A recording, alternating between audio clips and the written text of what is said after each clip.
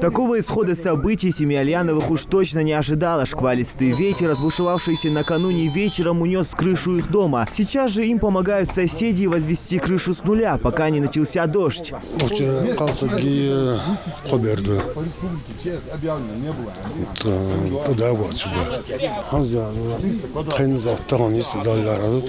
В ночь с 23 на 24 марта в Джейрахском районе Ингушетии прошел ураган. Порывы ветра достигали 20 с лишним метров в секунду. Определить ущерб и взять на личный контроль ситуацию приехал вице-премьер правительства Ингушетии Багаудин Аздоев, который провел совещание с местными властями и представителями МРСК Северного Кавказа, Ингушэнерго и Газпрома. Первым делом комиссия во главе с вице-премьером правительства, главой администрации Джейрахского района, МЧС и со специалистами газа и электрослужб посетила среднюю школу Джейраха, которая из-за сильного ветра осталась без кровли. Этот вопрос обещали решить в течение нескольких часов. Крыша школы будет заменена на новую, поэтому помещать образовательному процессу детей у стихии пока не получится. В результате обследования мы оценили ущерб, нанесенный школе.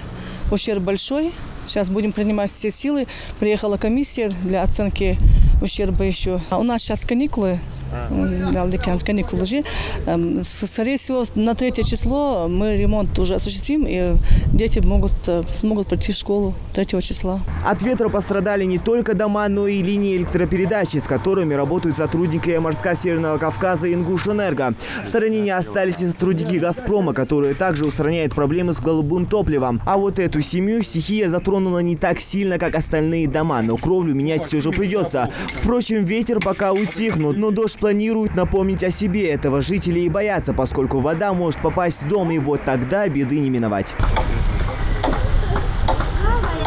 Пострадали от стихии соборная мечеть. Один из куполов придется заменить на новые, а некоторые из близлежащих скамеек и вовсе снесло в реку. Что же касается Джейрахской районной больницы, в которой сейчас лежат около 95 больных пациентов, местами упала настенная плитка, и по классике жанра повреждена кровля. Задействованы все силы: аварийно-спасательная служба управления Ингушетии ПЧС. Также спасатели в количестве 15 человек оказывают помощь по восстановлению кровель в частных домовладениях. Для ликвидации штормового ветра задействовано порядка 100 человек, 3 бригады аварийно-восстановительных службы газового хозяйства, 2 бригады энергетиков, даже 3 бригады энергетиков. Также задействован аварийно-спасательный отряд нашего управления в количестве 15 человек, которые на данный момент оказывают помощь населению Джейрахского района. Жители Джейрахского района испугались не на шутку, оно и неудивительно. Сильный порывистый ветер достиг максимальной скорости, но больше всех ветер напугал местную ребятню.